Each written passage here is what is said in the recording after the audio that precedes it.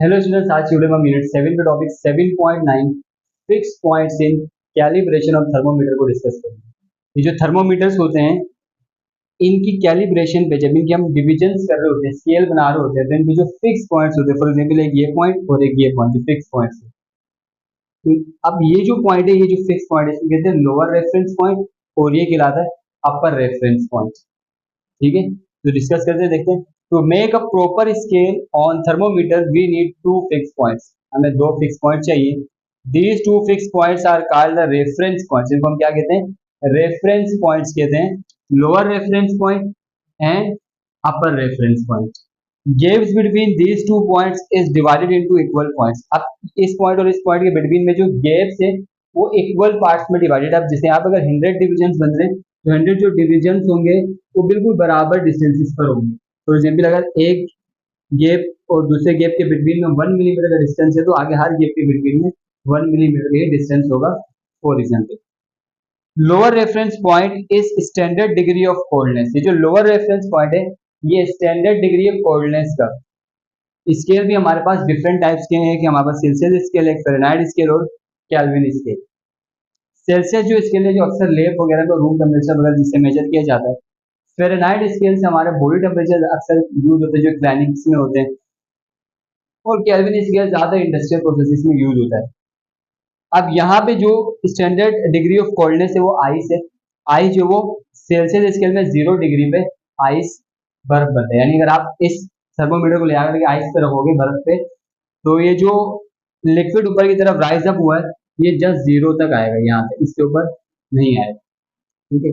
अब अगर आप इसी थर्मोमीटर को उबलते हुए पानी में डालो, स्टीम पॉइंट उबलते हुए पानी में डालोगे तो ये जो इसके अंदर जो मरकरी फिल है ये क्योंकि उबलते हुए पानी में गई तो इसकी एनर्जी बढ़ गई। एनर्जी बढ़ने की वजह से ये मरकरी ऊपर की तरफ आएगी और ये यहाँ तक दिखाएगा 100 तक। ठीक है। अब आप उसी जगह फ़ारेनहाइट थर्मोमीटर को लेकर के आए और बर्फ के पास रखें तो वो यहाँ तक बताएगा पॉइंट जो कि 32 फ़ारेनहाइट है, और पानी में रखोगे तो वो यहाँ तक बताएगा जो कि 212 फ़ारेनहाइट।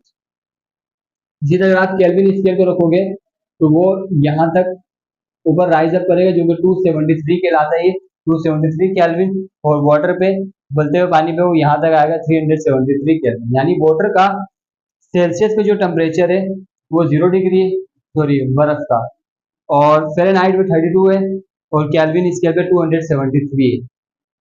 फॉर एग्जाम्पल आपसे अगर कोई पूछता है कि हमें जो है ना बॉइलिंग पॉइंट ऑफ वाटर बताओ केल्विन पे, तो आप boiling point of water kelvin पे क्या बताओगे? केल्विन पे बॉइलिंग पॉइंट ऑफ वाटर क्या है?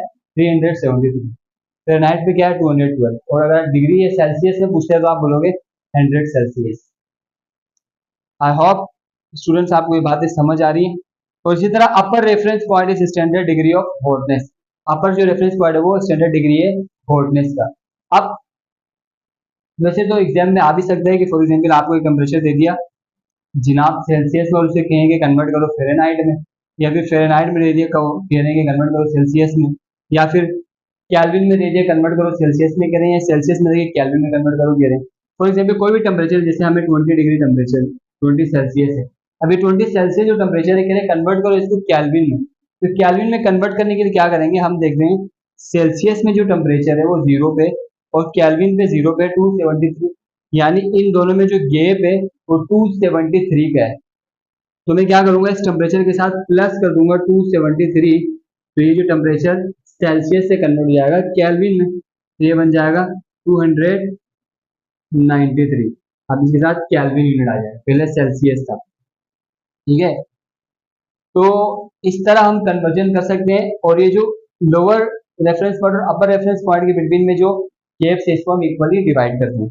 अब अगर एक टेम्परेचर आपको दे दिए सेल्सियस में और कह रहे कन्वर्ट करो इसको फ़ारेनहाइट में, तो क्या करेंगे? हम देखेंगे हमारा 0 डिग्री बर्फ का जो 0 डिग्री है फ़ारेनहाइट में वो 32 है। ठीक है, और इसके जो नंबर ऑफ डिविजन है वो भी ज्यादा है, 180 डिविजन है। इन दोनों के तो 100 थे लेकिन इसके 180 डिविजन है। तो हम क्या करेंगे? पहले इस 10 सेल्सियस को हम मल्टीप्लाई करा देंगे 1.8 से, कि 180 है तो यानी 1.8 गुना ज्यादा है इसमें डिवीजन। 1.8 से इसको मल्टीप्लाई करा दिया एंड देन हम प्लस कर देंगे 32 को। तो ये हमारा सेल्सियस से कन्वर्ट हो जाएगा फ़ारेनहाइट में। Is it clear?